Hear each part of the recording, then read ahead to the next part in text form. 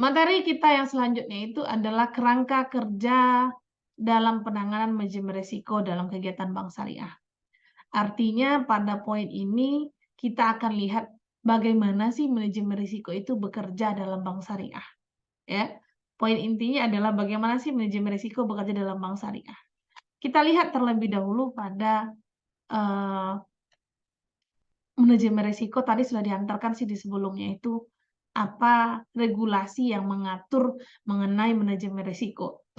Indonesia secara undang-undang itu ada Undang-Undang Nomor 21 Tahun 2008, Pasal 38 Ayat 1, kemudian POJK Nomor 65 Tahun 2016. Itu dalam lingkup negara Indonesia. Dalam lingkup dunia internasional, maka perbankan itu diatur dalam Basel tulisannya, bacanya Basel, Basel 1, 2, 3, ya. Nanti cari di perpustakaan itu ada Basel 1, 2, 3. Sekarang orang lagi menuju Basel 4 ya.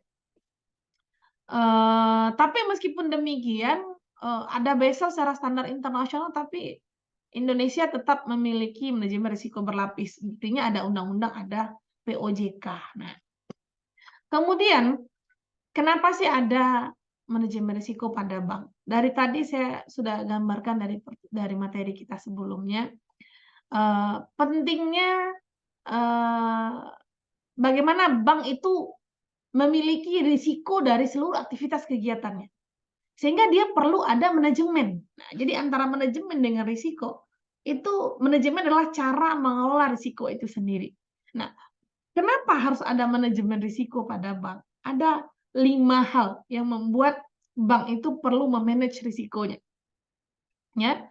Pertama, menyediakan informasi tentang risiko kepada pihak regulator.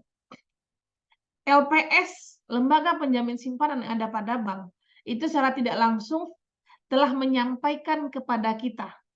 Apa yang disampaikannya?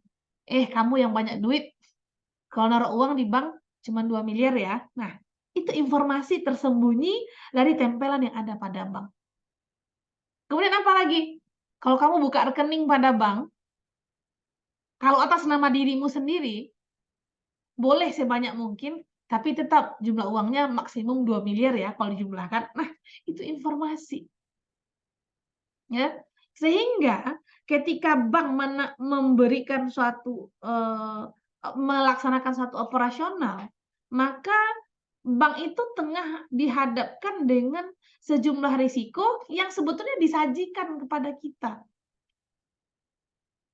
Ketiadaan bank dalam menyediakan dana ketika nasabah mengambil dananya, itu adalah risiko bank. Maka bank dibantu dengan adanya risiko likuiditas nantinya, agar apa? Agar bank menyediakan uang dalam khasanahnya bank itu, atau dalam berangkasnya bank itu, sejumlah tertentu uang apabila ada nasabah yang mengambil tiba-tiba uangnya. Risikonya apa? Risikonya adalah risiko likuiditas. Nasabah ngambil uang, uangnya nggak ada. Maka untuk memanagenya, bank membuat aturan. Apa aturannya? 1 hari bank beroperasi, maka setidak-tidaknya dalam khasanah atau dalam berangkasnya bank itu harus ada uang 14 miliar maksimum. Dalam rangka apa? Itu karena bank menghadapi risiko. Jadi sebelum risikonya datang, di-manage dulu. Kemudian, memastikan bank tidak mengalami kerugian yang bersifat unacceptable. Ada risiko yang tidak bisa terterima oleh kita misalnya. Kenapa? Misalnya begini, ada nasabah berutang 1 miliar, tiba-tiba hari ini dikasih, besok dia kabur, hilang entah kemana. 1 miliar kan bukan sedikit uangnya, bukan di-accept, bukan terterima oleh bank. Maka untuk bisa menghindari risiko yang tidak terterima ini, maka bank perlu melakukan manajemen. Gimana caranya? Lakukan analisis pembiayaan. Si A datang, Zikri datang ke bank minta pinjaman 1 miliar.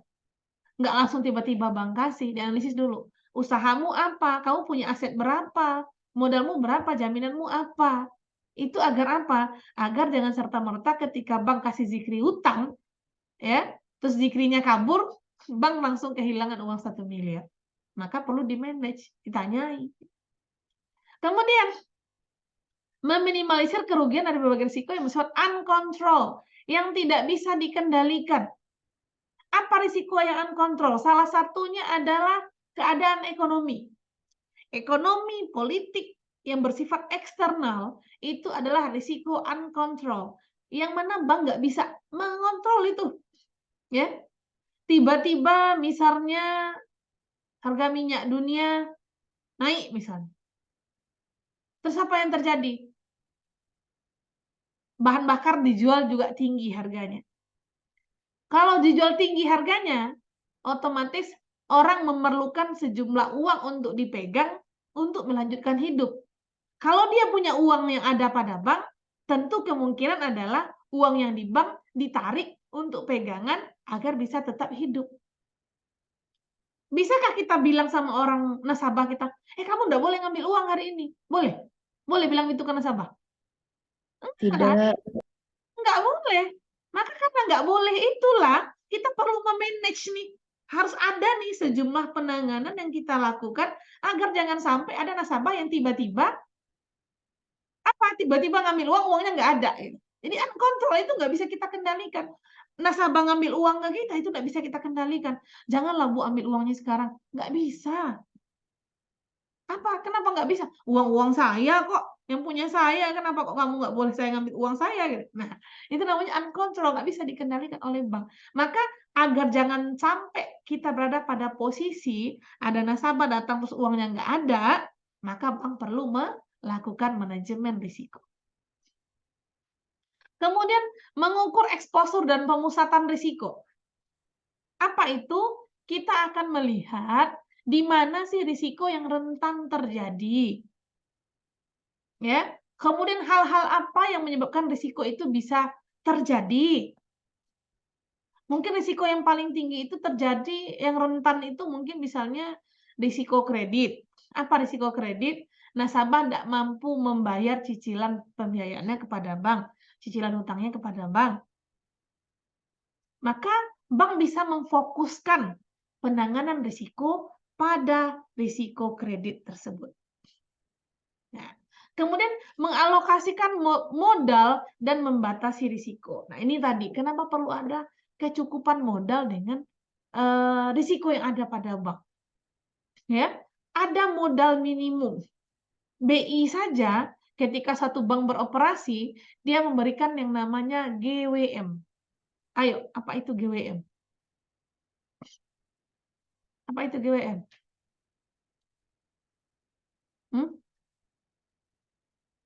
Nggak lo tahu GWM lo, anak perbankan semester 5 nggak tahu GWM lo.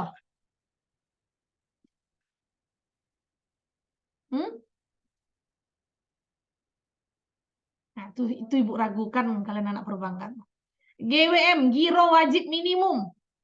Sebuah bank kalau ingin beroperasi di Indonesia, dia wajib buka giro pada Bank Indonesia. Nilai minimumnya itu adalah 50 miliar. Jadi bikin bank tuh nggak gampang. 50 miliar tuh harus ada di BI dulu. Kalau nggak, BI nggak bisa melakukan transaksi. Kalau bank ya, bank nggak bisa melakukan transaksi yang namanya clearing. Nggak bisa. Ya, maka harus ada GWM.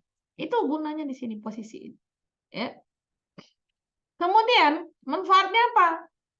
Manfaat adanya manajemen risiko apa? Ada 5 juga manfaatnya.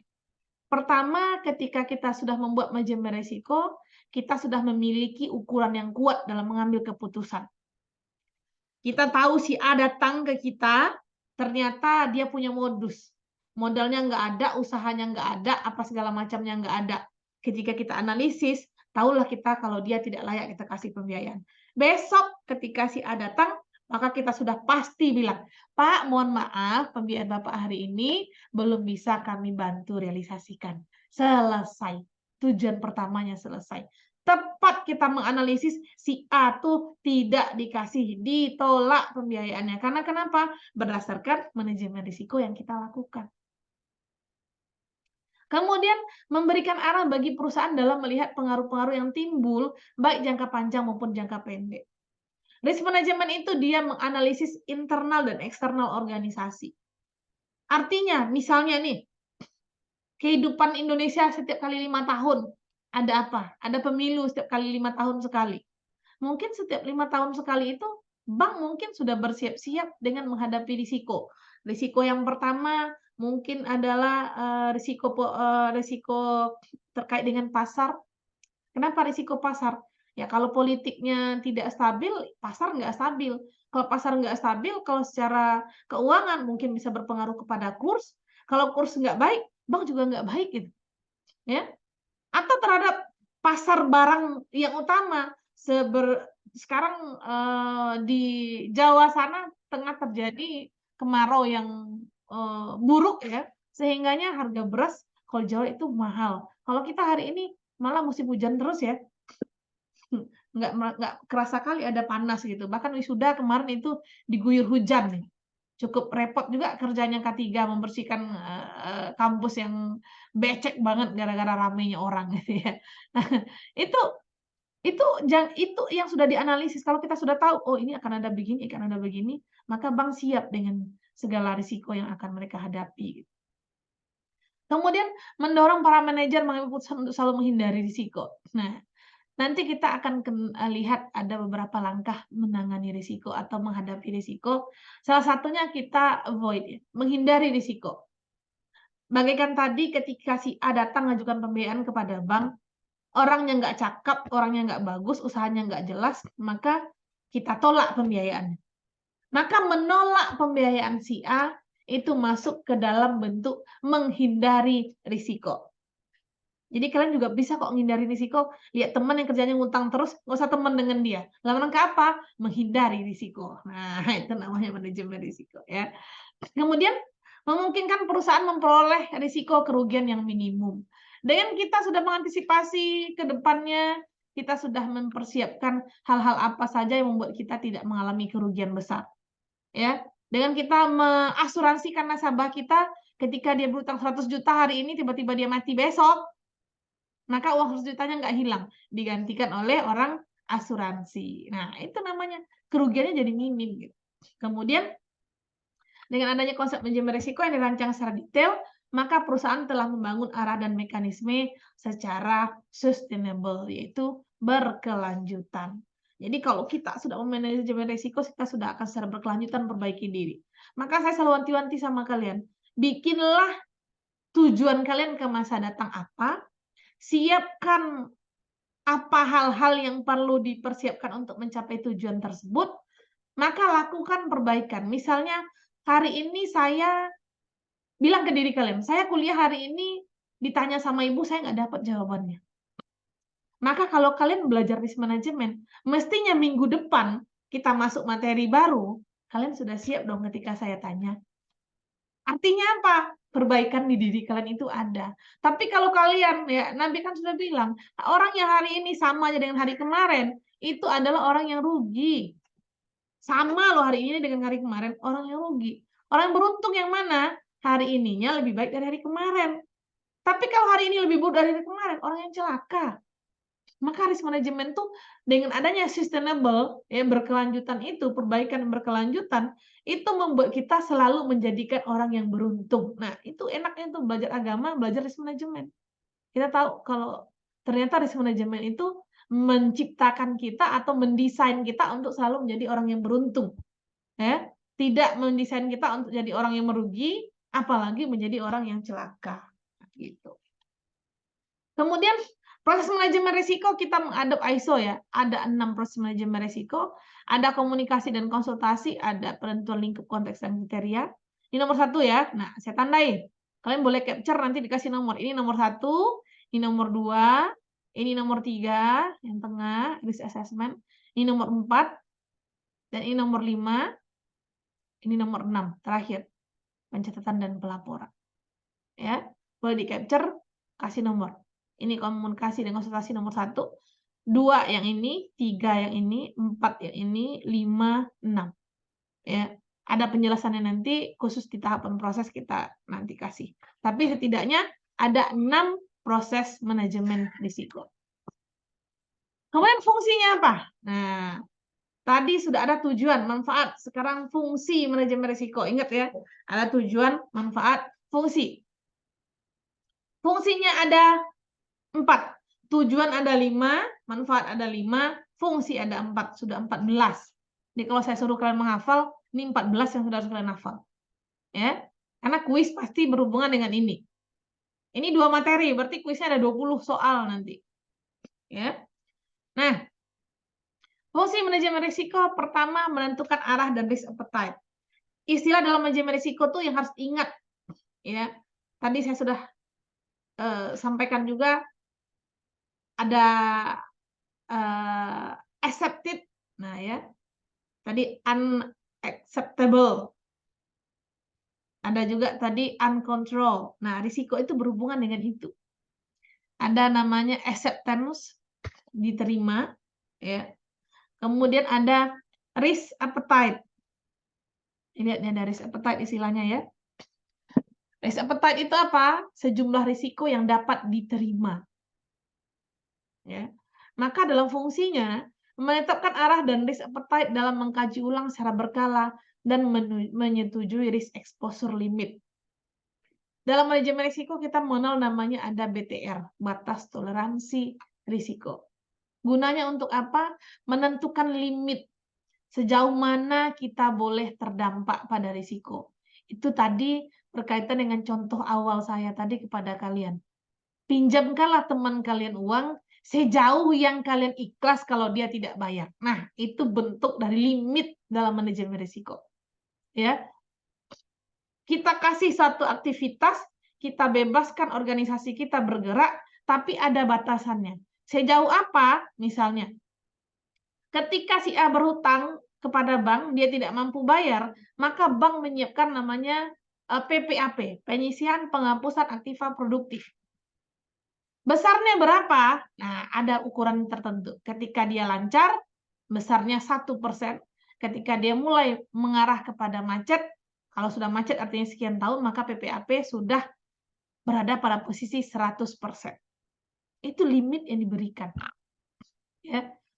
Kemudian menetapkan limit yang umumnya mencakup pemberian kredit. Nah, jadi seseorang mengajukan pembiayaan kepada bank itu ada batasannya. Berapa sih pembiayaan yang boleh diberikan kepada bank gitu. Kemudian kepada nasabah berapa paling banyak. Kemudian ada juga yang non kredit. Non kredit apa? Misalnya bank itu lagi akad qard. Qard itu pinjaman sederhana, pinjam 10 bayar 10 gitu. Jadi ada bank syariah punya pembiayaan itu, kalau konvensional dia nggak punya. Kemudian ALMA, Asset Liability Management. Ya. Kemudian ada perdagangan. Bank ikut perdagangan? Ikut. Karena kenapa? Kalau bank umum dia punya tabungan atau dia boleh melakukan falas, ya, valuta asing. Boleh, sehingga pasti trading dong gitu ya. Nah, kemudian kegiatan lain seperti derivatif dan lain-lain. Ini berfungsi manajemen untuk itu. Manajemen risiko berfungsi itu. Kemudian menetapkan kecukupan prosedur atau prosedur pemeriksaan audit. Kalau sudah ada manajemen risiko, maka bank akan lebih gampang diaudit.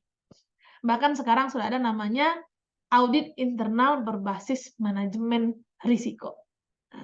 Kemudian menetapkan metodologi untuk mengelola risiko. Artinya apa? Ini risiko ada loh yang perlu dihindari. Ini risiko ada loh yang perlu diterima. Ini risiko ada loh yang bisa kita alihkan. Nah, itu. Sehingganya kalau kita sudah belajar manajemen risiko, nanti pertemuan kita banyak ke depannya ya. Kita akan tahu, oh ini risiko nanti bisa diterima ya. Oh ini risiko harus dihindari nih. Nah, jadi kalian sebagai orang bank nanti akan menganalisis satu risiko. Kita punya tugas kan ya, manajemen risiko banknya sudah dikumpulkan? Sudah dicari? Kelompoknya udah dikirim di grup, ditulis pula pakai kertas. Nah, kenapa pula tuh nggak ditulis saja biasa, kemudian cari bank mana, udah saya bilang, bank mana yang diambil. Jadi jangan lupa, saya akan periksa tugas ini sekarang sudah minggu ketiga. Minggu kelima, tugas yang saya suruh sudah harus ada. Silakan di list di grup, kelompok 1, bank mana yang diambil. Agar tidak sama antara kelompok 1 dengan yang lainnya. Paham ya? Saya nggak nunggu itu yang lama-lama. Udah minggu ketiga loh, saya dari minggu pertama sudah berikan tugasnya. Nah, kemudian ada kerangka kerja. Ya. Ada fungsi, ada prinsip, ada kerangka kerja manajemen risiko. Dia menempatkan adanya perbaikan, ya. Perbaikan ibaratnya saya katakan tadi, kita selalu mengukur. Kalau hari ini belum berhasil, maka besok lakukan perbaikan. Kalau hari ini nggak dapat jawaban pertanyaan saya, besok ketika kita kuliah, kalian sudah siap untuk ditanya. Artinya apa? Masuk kelas saya nggak boleh kosong ya. Saya benar-benar, kalian tahu RPS saya bagikan dan kalian sudah harus mengerti di setiap RPS itu sebelum masuk itu udah bukan kayak saya ngisi keranjang kosong ya, jangan. Ya, sudah ada isinya, tapi perlu pematangan gitu. Perlu dibentuk sehingga, oh jadi benar pemahamannya mengenai manajemen risiko. Jadi saya maunya kalau ada kelas saya itu diskusi semua gitu. Nah, dari kerangka kerja manajemen risiko itu kita ada posisi perbaikan. Dimulai dari kepemimpinan dan komitmen, ada integrasi, desain, implementasi, dan evaluasi. Nanti ada khusus mengenai kerangka kerja kita bahas juga nanti di materi selanjutnya. Kemudian teknik manajemen risiko apa? Ini dia, ada exposure risiko, menghindari risiko, ada risk attention, risk transfer, ada berapa nih? Ada 6. Ya. Kita bisa mengendalikan risiko, memilih alternatif manajemen risiko, ada mengalihkan, mentransfer, ya, menghindari ya, risiko itu kita lakukan dalam teknik manajemen risiko. Kemudian budaya dan karakteristik manajemen risiko. Ya. Budaya manajemen risiko itu adalah perilaku yang dimiliki oleh seluruh orang dalam satu organisasi yang memiliki persamaan persepsi tentang pentingnya manajemen risiko. Itu dulu. Target pelaksanaan manajemen risiko adalah menjadi budaya dalam organisasi. Ketika seseorang masuk bank, bekerja di bank, dia sudah sadar kalau dia telah mendatangkan suatu risiko pada bank dan dia juga telah membantu bank mengatasi risiko yang lain. Begitu juga kalau seorang nasabah masuk ke bank, harus diedukasi dengan risiko. Ya, saya nggak habis pikir ketika saya datang ke sebuah bank syariah. Memang kalau saya pulang ke bank syariah itu kayak pulang ke rumah sendiri ya. Sebut aja beberapa bank syariah yang ada di tempat saya lah, di Payakumbuh lah utamanya. Saya datang ke bank muamalat itu kayak rumah sendiri. Mereka tuh kalau saya datang itu malah ngumpul, semua semua orang bank itu malah ngumpul dekat saya tuh diskusi. "Bu, kalau pembiayaannya kalau begini nih gimana ya harusnya kita bank?" Nah, ya, sama dengan BSI misalnya. Kalau saya ke BSI itu udah kayak ke rumah sendiri juga ya, karena masih cukup banyak. Kalau BSI Batu Sangkar apalagi, kalau BSI Batu Sangkar tuh udah kayak apa, segala satu tinggal nelpon doang ya. Tapi itu dalam rangka apa? Saya selalu bilang, tolong edukasi nasabah terhadap risiko yang ada pada bank. Jadi jangan cuma dia taruh uangnya di bank, dia nggak tahu risikonya apa. Jangan bilang bank itu adalah tempat paling aman, tidak. Ya, berapa kasus bank kehilangan sertifikat nasabah? Banyak. Berapa kasus bank kena bobol? Baru-baru terakhir itu kita ketemu BSI yang dibobol. Ya, itu bukan satu orang, 15.000 nasabah kena. Nah, bayangkan ya, bukan satu orang yang kena. Artinya apa? Bank bukan tempat teraman. Itu harus diedukasi. Nah, agar apa? Agar setiap orang yang datang ke bank, dia sadar. Dia pun tetap menghadapi satu lokasi, satu tempat yang ternyata tetap berisiko. Nah, itu yang selalu saya sampaikan kepada orang bank.